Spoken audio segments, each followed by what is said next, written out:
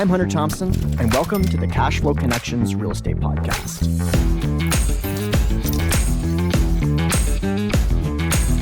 How's it going, everyone? Welcome back to the show. Today, holy crap, social media gangster, boutique hotels gangster, former air traffic controller, you know him, Rich Summers, crushing it on Instagram, raising capital, doing deals. He has done more than $80 million of deals. He's the founder of Summers Capital, has an investment fund that focuses on boutique hotels. He's honestly, you position yourself as a leader in that space really quickly, which is awesome to see. It goes to show you the power of story, the power of being yourself. And I've seen you taking pictures and doing videos with Grant now, which is awesome. Rich, welcome to the program, man. Hunter, I appreciate you having me on, man. Quite an intro, dude. And man, I am excited. We got an amazing opportunity in front of us. They're calling this the greatest transfer of wealth in American history. 40 million baby boomers retiring in the next 6 years. And by the way, we have a real estate investor who just took over office, and love him or hate him. The Republicans took over the House, the Republicans took over the Senate, and we are going to have a lot of policies go into place over these next couple of years that are going to benefit real estate investors, that are going to benefit entrepreneurs. 4.8 billion people use social media today.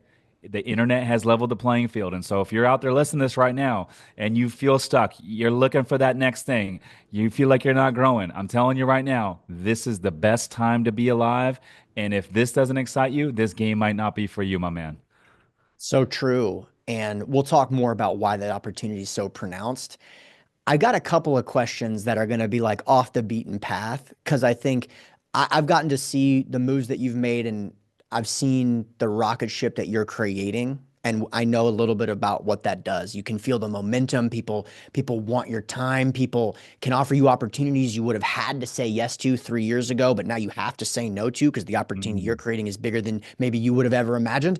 I'm mm. stoked to talk about all that. But for the people that are not familiar with you, let's go back a couple of years. When did you start to feel, hey, listen, the traditional path is not for me? And then, what was your path since then? So 6 years ago, I knew nothing about business. I knew nothing about real estate. I was working full time as an 11-year air traffic controller for the FAA. By the way, when this podcast recording is over, I'm going to go shoot a little content on my take on exactly what happened with that DC plane crash last night, which is very horrific, very sad. But anyhow, I was an 11-year air traffic controller. I felt stuck. I felt like I was no longer growing, and I was looking for that next thing. And I overheard a coworker in my break room talking about how he just closed on a fourplex in Cleveland, and I thought it was the coolest thing ever. And I was like, dude, how did you do that? And he said, go read this blue book by Brandon Turner on real estate investing. And he said, go listen to this podcast. And it was the Bigger Pockets podcast. And I just started binge listening to the podcast episodes. I started reading about commercial real estate, and I actually gravitated towards multifamily investing. And I did nothing but literally for 9 months. I stopped going out. I broke up with my girlfriend because she felt like my interest in real estate investing was taken away from our relationship. I said, you know what? Cool. I'm going to do my own thing. And literally all I did was study, read books on real estate investing, specifically apartment investing. And I started going to meetups. I started a real estate meetup before I even owned any real estate. And 9 months later, I cashed out my 401k to do my very first two deals. I bought an 11-unit apartment building in Cincinnati. I bought a 32-unit building in Indianapolis, C class. I partnered with two of my coworkers at the time to do that one deal, the 32 units. We all cashed out our 401ks. And shortly after that, I was out of money.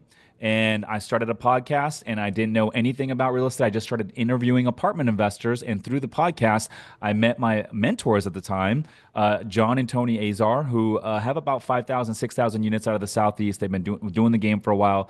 They taught me everything from how to raise money, how to raise private capital, how to do bigger deals. And that was kind of my jump start into real estate investing. And then I'll say this, I was buying multifamily in 2021. You saw it. Cap rates kept compressing. The market kept overheating. And at the same time, I was buying Airbnbs, and I started building out a management arm to manage my Airbnbs. We started managing for third-party clients, and I already had investors from the multifamily. And I thought, what if I take my investors from the multifamily, and what if I take my team, my property management team in the short-term rental space, and we go buy a small boutique hotel? What if we do a self-check-in, self-check-in, self-checkout process with the guest? What if we take the innkeeper suite and we turn it into an additional unit to bring in additional revenue? And what if we operate the property remotely? What would that look like? And so we bought the first one in 2022. 10-room boutique hotel, beachfront up in Northern California. We bought it for 1.5 from a mom and pop seller. They never exceeded $180,000 in gross revenue in 18 years. We took it from 180 to north of 600 in 12 months. The property we bought for 1.5, it valued 12 months later at 4.5. We tripled the value, and that's when I said, you know what? I'm going to go all in on this space. There's a lot of Airbnb investors looking for that next thing. And by the way, Airbnb regulations are happening in all markets around the country. It's bringing all the demand back to the boutique hotel. And so I started a hotel fund, and here we are. It's 2025. I went from full-time air traffic controller with nothing but a 401k to an eight-figure net worth and controlling $80 million of real estate. We have a fund in the boutique hotel space. And the best part is, Hunter, we're just getting warmed up. But my message to your audience is it's never too late to reinvent yourself. Damn. I love it, man. I really love it. And I'll tell you, timing matters, right? And so that's something that maybe people don't want to admit when they're talking to people that are getting started. And I'll break down what that means. I'm not a BSer, right? I try to be as honest as I can be to you, to my audience, to everything. Sometimes I'm wrong, and because I've been recorded for years, people can prove it. But something I know for sure is that timing absolutely matters. In the market, timing matters. So when you have one of these opportunities, when it's freaking difficult and you can make it during a time like this, it matters infinitely. And I'm not just talking about, oh, you get the benefit of appreciation. That's like level one of understanding when I say timing matters. But when you have to create skill sets, relationships, you can network with people that make it through the tough times. When you have to figure out what it means to do something hard in this industry, when he says now is one of those moments, that's what he's referring to. Sure, appreciation will help your career, but it will also hurt your career, whatever. The point is, if you can make it through 2025, if you can be buying now and building those relationships and growing your net worth, but maybe more importantly, your network, my friends, it's absolutely on. Let me go back a little bit. Mhm. So I know you help people do a lot of stuff on social media. People can Mhm. model you as well, and we'll link to your Instagram page in particular. But I want to ask an honest question. So don't BS me. Not that you're a BSer, but just be honest with me. Of course. Why do you think that you were not so limited for whatever reason that you didn't feel like you couldn't start a real estate event or a meetup before you had bought an asset? Why do you feel like you were able to go and do that?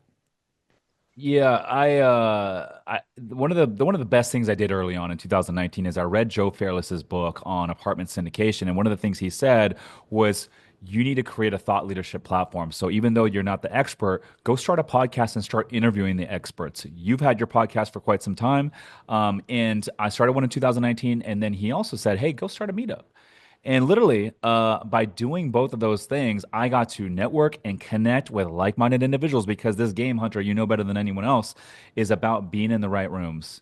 Get in the rooms with people who are closest to your dreams, closest to your goals. And sometimes that might mean stop listening to family members, parents, friends, people that have never owned an apartment building before, they've never invested into a boutique hotel before.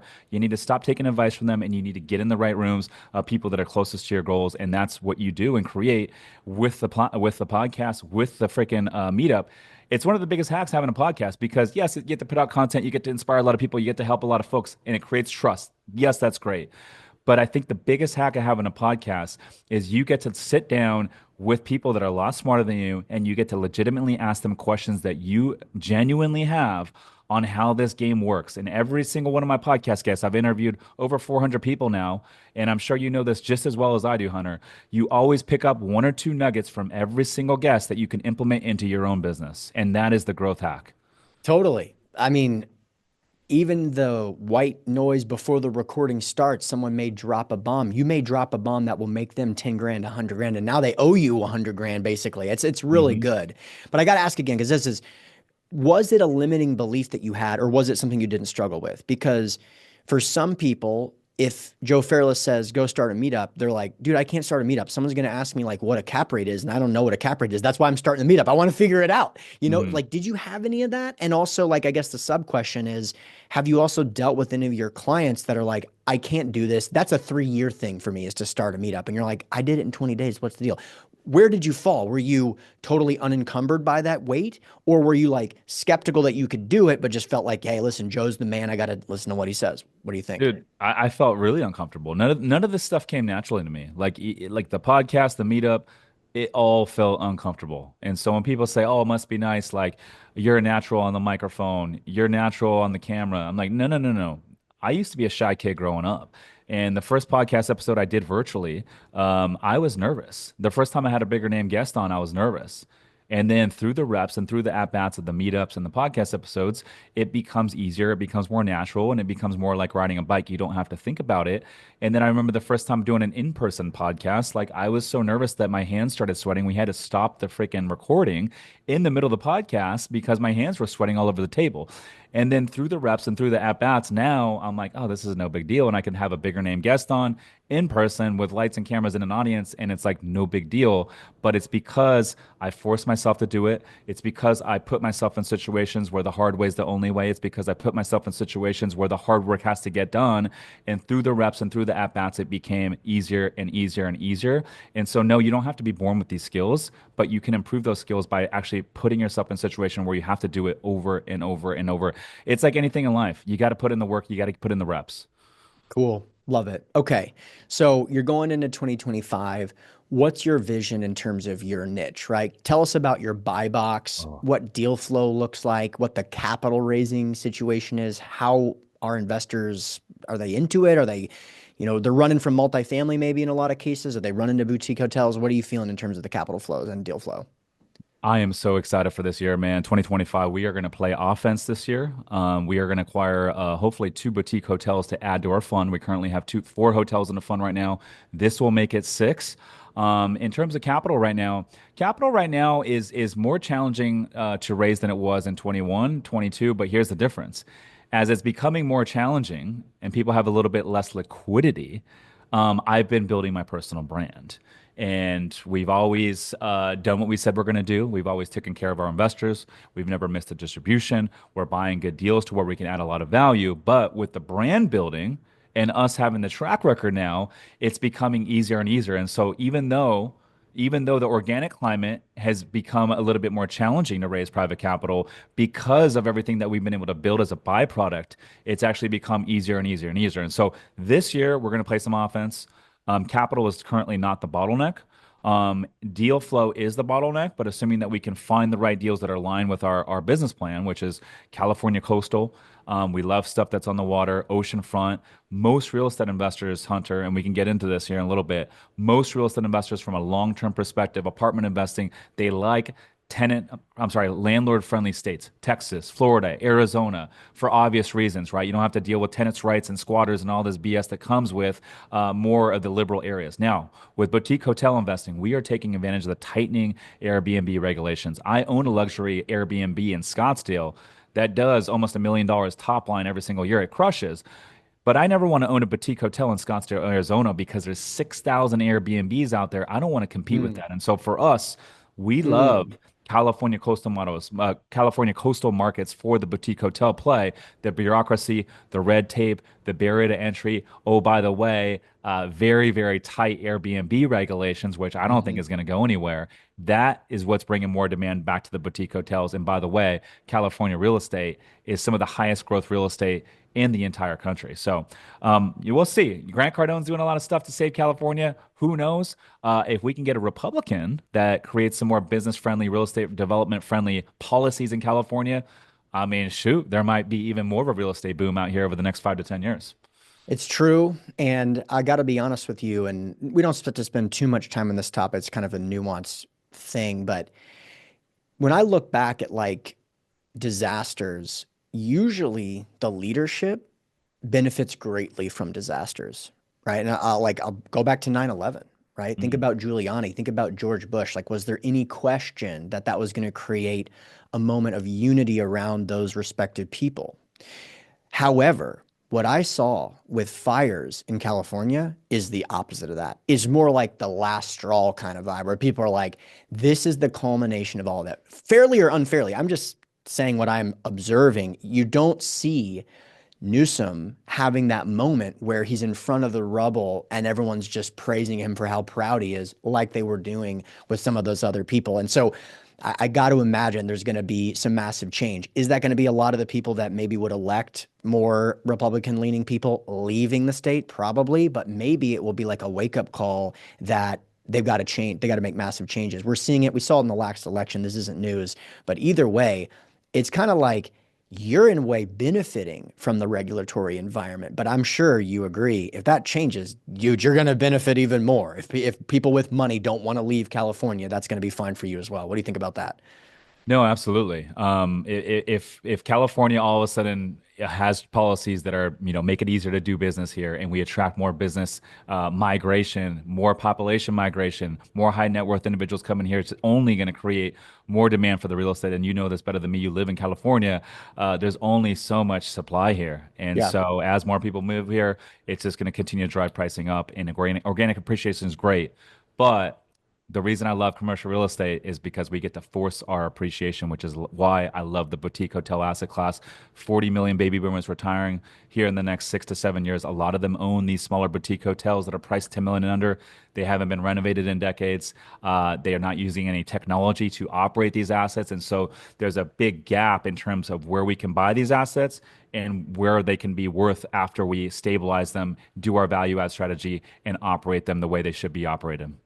Question, what does the financing look like? Because when you find some unique product types, which I'm not sure how unique it is, but you get. I mean, the nature Yeah. of boutique hotels is that you're not borrowing $50 million to buy them, right? At least, in the models that I've seen. So when you get into unique product types where there's massive market disruption, where you can buy at a significant discount to someone that only owns one, for example, usually the other side of that coin is that there's not as many buyers and sellers, and there's not as many lenders. How do you navigate that market? And is that true, what I'm saying? It 100% is true. So, if you look at the extreme example, I would say multifamily is probably the most friendly asset class to get really good debt on. I mean, we talk about non-recourse agency debt. That's multifamily all day. From a risk-adjusted return basis, it's probably the least risk asset class out there. It's evergreen. There's never going to be a replacement for two things: a place for people to sleep and a place for people to store their belongings. That's never going to go anywhere. And so hospitality is higher risk, but with the higher risk, you get a little bit higher cap rates, a little bit more cash flow, and you might get a little bit less leverage in terms of like perm debt and options in terms of lending. And so typical lending, going in, seller financing, we always look for. A lot of these mom and pop owners that we're targeting these hotels from, they're not going to be rolling their proceeds into a 1031 or another real estate opportunity. They're actually going to be retiring, and so they prefer the cash flow in retirement. So that makes for a good candidate for seller financing opportunity, and it lowers their tax burden. If we can't get seller financing, we always go to one of our bridge lenders. There's a lot of bridge lenders that lend on boutique hotels, and because we're adding a lot of value to these properties, sometimes 2xing, sometimes even 3xing the value in Mm, 12 to 18 months. Bridge is a really good option, and it's a good way to go in with some decent leverage, but some good terms. We can close quickly, and then we can refi in a perm debt once we stabilize the asset. Now, perm debt, that's where it gets a little bit tricky. Perm debt, you're limited to about 65% LTV. Even if the DSCR coverage is relatively strong, you're looking at about 65% on average. Some markets might be 70, some markets might be 60, with the exception being an SBA loan. Because a hotel is considered a small business, you can get an SBA loan. They cap out at I think 5.5 million ish. So this is for a smaller hotel. But if your audience is listening to this and you're like, hey, I'm interested in buying a small boutique hotel that's $3 million, you can technically go get an SBA loan for as high as 85, 90% LTV. As long as the DSCR meets, you can get in for very, very little money down. But these are stabilized hotels. I like to buy hotels hmm that have a ton of pop in terms of value add. And then boom, we refine a perm debt. We'll hold them long term. We're buying in sexy locations. And so my model is not to just renovate these properties and give them back. I don't want to buy these assets in great locations, do all the work, take all the risks, and then give them back. I want to refi them, put them into perm debt. I want to hold them long term. We're buying in A plus locations. I want to let inflation do its thing. I want to let appreciation do its thing. Reap the tax benefits, cash flows the assets, and maybe do another refi in 2 or 3 more years when the rates go back down. And now, hey, we have most of our money out of these deals. infinite return on investment. And then, oh, by the way, down the road, 8, 9, 10 years down the road, we'll look for an opportune time in the cycle to have a nice exit. Cool. What can go wrong in this niche The other than the big normal things that people deal with in real estate? Anything that like the first time boutique hotel investor, LP or GP should know, like looking at from a checklist perspective or from a relationship standpoint? Love to learn more. Two things. The biggest risk to boutique hotel investing is when you're doing the renovation plan because you're typically shutting down the entire hotel Hmm. for 3 months, 4 months, sometimes even 6 or 7 months to do the entire reno. And so there's zero income coming in, but you still have all these fixed costs going out, right? You got your debt service, you got your property tax, insurance. And then if you don't have the correct number of what you need to get through the renovation, there's change orders. Also, these things can go over timeline. And so if you don't have the proper contingency capital, you can run out of money very quickly. And so that is the biggest risk going in. That's why it's very important to understand your underwriting.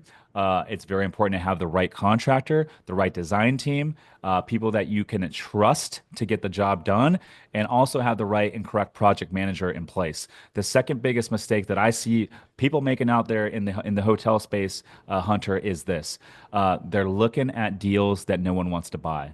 There's a lot of deals out there that are sitting on LoopNet, on Crexy. A lot of people have picked through all these deals. They've been looked at by, thousands of hotel investors. There's a reason why that deal's been sitting on the market for 180 days. There's a reason why that deal's been sitting on the market for 365 days. No one wants to buy it. And so I like to go and buy hotels in areas to where there's tight Airbnb regulations. But in addition to that, there's a very low supply of boutique hotels and a lot of visitors, meaning as soon as a deal comes available, there's going to be multiple offers, and there's not a high supply of boutique hotels that just sit on the market. I'll give you a couple examples of a couple markets out there where you see it. Palm Springs is one market. Big Bear, California is another market where there's always just hotels sitting out there. What else do we got out there? There's a bunch, but that's a good example. I never want to own a boutique hotel in Big Bear. People go there, they want to stay in cabins. There's all these Airbnbs. Palm Springs has a ton of supply of boutique hotels that just sit on the market. I don't want to go into those markets. And so those are my top two mistakes and biggest risks that I foresee as a boutique hotel investor. Super interesting. Very cool. Let's switch back. You mentioned that the organic brand has grown dramatically. And that's what you've really been focusing on as a good way to build reputation, get your network up, but also raise money. What is some of the ways that you monetize that brand? Yeah. So the brand is everything. And it really is everything. I think if you're a real estate investor right now and you're not building your personal brand, you are making a big mistake. You're leaving a lot of money on the table, and it's going to be hard to compete with those that are utilizing this technology. I mean, you got social media, you also got AI. And so for the folks that are not using technology right now, you're going to get run over. And so I'll give you an example. Before building my personal brand, I used to have 15 meetings with one investor to raise $50,000. Now, people are listening to my podcasts, they're watching the content, they're consuming, and so that trust level is already there. And so now we have investors investing much larger chunks with a 5 minute phone call. And that's really, really changed the game. In addition to that, we can attract better deal flow. We can Mm, attract better lending options. You're talking about getting bridge lending. I mean, and a lot of those bridge lenders are private lenders that are relationship based, right? And so now they see all the content out there. They see all the podcast episodes, all the content. You're relevant in the game, and it already establishes that trust for them to do the deal and provide better lending terms so you can get better leverage, all that good stuff. Partnership opportunities. A lot of people bring me hotel deals that they want to partner hmm. because we have the ability to raise capital. We have the ability to sign and guarantee loans. We have the ability to bring the track record and resume to even get the deal done or be awarded the deal in the first place. And so all of a sudden, you get better deal flow. You get the ability to attract and retain better quality team members. Like it literally changes the game for everything. And honestly, the best thing I ever did was to go all in on the personal brand and the content and treat it like the main hustle. When I did that, everything became easier. And the last thing I'll say about this is this, Hunter. The personal brand, the podcast. If you're listening to this right now and you're like, dude, I want to learn how to do it, guys, you're going to have to commit to it. It is the long game. It does not happen overnight. You're going to have to stay consistent. You're going to have to do it for 12 months, 18 months, 24 months before you start to really see some results. I've seen so many people, and a lot of these folks are my competition, start a podcast. And then 2 months later, I'm like, where's the podcast? They're putting out social media content for 6 weeks and pumping out content. And then I'm like, oh, they haven't put out content in 6 months. I'm like, they all fall off. It's like the freaking gym. I go to the gym too. I just worked out this morning with my girlfriend Hunter at Compound here. By the way, best gym in San Diego. If any of you guys lift weights, you're in San Diego or ever visit San Diego, go to the Compound. It is sick. Anyways, I'm lifting with my girlfriend this morning, and I'm looking around. Today's January 30th of the date of this recording, and I'm looking around the gym, and I'm telling my girlfriend this morning, Hunter, I'm like, where did everyone go? Because 2 weeks ago the gym was completely packed, and today the gym was half empty. And so it's the same thing with the content. It's the same thing with New Year's goals. People start stuff and they give up. And so if you're listening to this and you want to get in the content game, you want to build your personal brand, you got to commit to it for at least 12 months before you start to see some results. That's cool. Let's talk a little bit more about that. So I am right now training for my first endurance event in forever. I'm training for something called Hyrox, which I don't know if Okay. I've talked too much about. Hyrox. Okay. And it's mostly running, and then there's like a lifting component. So like imagine running a 1K and then rowing a 1K, running a 1K and then doing like burpee broad jumps for 80 meters, running a 1K. It's like an hour and a half kind of workout if you're like a reasonably fit type of person that would want to do something like this. Okay. So similar to like an Ironman. It is more on the side of like a Spartan race. Okay. Okay. So, Okay. but like some people that like Ironmans, maybe those people will be very good at this because usually when they're more into like not just one modality, but like lifting and endurance, it's more accustomed to that kind of thing, more Okay. suited for that. And the last couple months for me have been, I've been just lifting weights, getting more conditioned, trying to get bigger, trying to get stronger, and doing a lot You of look good, rowing. by the way. My You man, look my you, man. you, And you look so, great, man. so are you. I can tell you've been lifting, dude. My man. So Yeah. there's a tie-in to this though, and you'll resonate with this. So I've been like focusing on rowing and lifting, and then I make this decision. Oh, I'm going to go do Hyrox, which has got a bunch of running. So as I've been lifting and rowing, listen, they've got weight classes in rowing. So like Mm. being light is not a benefit. You want to be powerful in rowing. So you want to be conditioned and powerful. So I'm eating, I'm eating, I'm eating. I'm looking at the mirror. I don't really like what I see, but I'm hitting PRs and it's easier than ever, right? Nice. And so I'm like, you know what? I'm gonna do a high rocks, and I go and start doing a little bit of running, and I'm like, I feel like I'm wearing a weight vest. Mm. Like I've done a lot of running in my life, like especially in high school, but also ran a marathon a couple years ago, and just like I feel like I'm clunking around. Plus, unlike the marathon where I was just running, now I'm like trying to do good in this lifting side with endurance. So it's like I'm doing deadlifts, then 2 days Mm. later I'm running like 9 miles. It's like I just feel heavy and all that. So I'm like, you know what? I probably need to lose 10 pounds, which is something I've never said. I mean, I've always been like a smaller kind of guy, but I'm like, I bet if I lose 10 pounds, a lot of this is going to go a lot easier because I've done enough workouts with the 20-pound weight vest on to know that Yeah. that's going to matter. Hmm. And dude, I start cranking down, like starting at 170, trying to get down to 160. And it's like, it's coming along. But dude, I'm so disciplined already.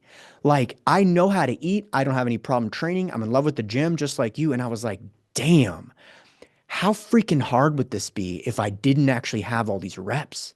And Mm. so, to your point about people coming in and leaving in 30 days, dude, like when you are not accustomed to, if it's at all difficult for me, and it's not been hard, but you get what I'm saying. I have to really be focused. I have to skip, hey, listen, you have an ice cream. I'm not. Like, in order to get the result I want, I'm going to not have that, even though I'm already super accustomed to it. So, Hmm. like, talk to me about how you fell in love with the gym, and then talk to the people about the people that hate the gym, the ones that are like, Jesus, this is just for a result, but they don't fall in love with the process. They can't make it because they're like, Rich loves the gym. Easy for him to say. I would love for you to think about and talk about how you think about that discussion.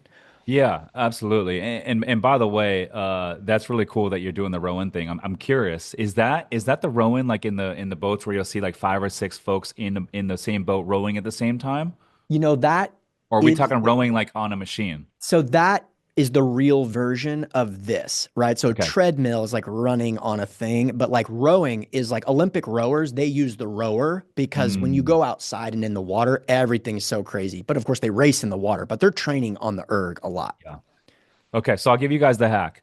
If you are struggling with accountability or getting fit, one of the best ways to hold yourself accountable is to actually start doing social media content, start a podcast, get in front of the camera once a week, because as you build the brand, more people are watching. And if people are watching, you want to look good on camera. And so if you're looking for accountability and an easy hack, go do that. And it's going to make it a lot easier to actually eat good, eat clean, and actually make it to the gym. The other thing is this. This is the big hack for me, and I didn't do this until 38 years of my life last year, and now it's like really a way of life. But prolonged seasons of no drinking alcohol is such a freaking hack. I never did it until last year. I did 75 days, and then did another stint later, which was 100 days, and then now I'm on another stint to start the new year. And oh my gosh, it's a crazy hack. The second thing I'm doing, and I never did this until this year, Hunter, is I'm actually going to bed on time. I'm phone off. I'm committed to phone off at 8:30 at night, in bed at 9 o'clock. And literally, oh my gosh, I'm waking up first thing in the morning and I'm going to the gym first thing in the morning on 8 hours of sleep, and I feel so freaking good. And so, those are the two biggest life hacks that no one talks about: going to bed on time and prolonged seasons of no drinking. I'm telling you, try it for 100 days. If you're listening to this right now and you're like, hey, I don't have the time to prioritize social media, I don't have the time to do content, I don't have the time to look at real estate deals. Okay, well, ask yourself, how many times are you going out having happy hour and drinks and wine with your friends, with your girlfriend, with your spouse? Try eliminating it for 100 days. You don't have to do it forever. Try it for 100 days, and try literally turning your phone off at 8:30 at night, going to bed at 9 o'clock at night for 100 days, and see what it does to your life. See how much more free time you all of a sudden find in your life. And that is the biggest hack that I've done. That, oh my gosh, talk about productivity, working out, all that sort of stuff. You're going to be more fit because you're going to be hitting the gym more. You're not going to be hungover. Like, that is probably the number one and number two thing that I did that has just Hmm. really, really stepped my gym game up. But also as a byproduct, everything else, my relationships, my business, everything, me as a leader, and we're just getting warmed up, man. Now, this is the most focused I've ever been, ever. Yeah, dude, I love hearing that. And it's funny because some people will relate. Like, there's maybe some people here that don't really drink. So they're like, maybe they drink every now and then. It's not really a big part of their life. And so stopping for 100 days, that lift isn't there. But it sounds like you used to drink and used to party. And so, and I did too, by the way. And so for me, there was a time where for me to not drink for multiple months, um, I thought I was going to lose all my social life because that's where Mhm. like my memory is that's where the funnest moments, that's where I laughed the hardest, that's where I was the loudest. And, Yeah. those are replaced by the kind of results that you can only get through hard work. Not to say I didn't have fun, but when you replace quick wins with the story he just told, where he Mm. went from air traffic controller selling his 401k to 8 figures, it's like, if you're listening on the podcast, we're smiling. You know what I mean? And that Yeah. smile hits different than the one at 3 a.m. Mm. And it's just never going to be a time where you regret, I should have never taken Rich up on that and done those 100 days sober. You're Mm. never going to regret that, man. So listen, Totally. this has been super helpful, Rich. It's been such a pleasure. For those that are listening on just the audio, where can people go, follow, learn about you, follow you on IG, etc.? Yeah, so everything's on Instagram at Rich_Summers. That's Somers. And if you guys resonate with this and you want to learn more, you can check out my podcast. Hunter's been a guest on recently. I do 3 episodes a week, The Rich Summers Report. We talk real estate investing, business. I bring on athletes, all sorts of different stuff, all growth mindset. But check it out. I did a episode with Hunter a couple months back. That was an amazing episode. But The Rich Summers Report. And if you're interested in investing in the boutique hotels, summerscapital.com/invest.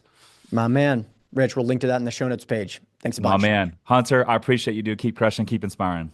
Super mutual, man.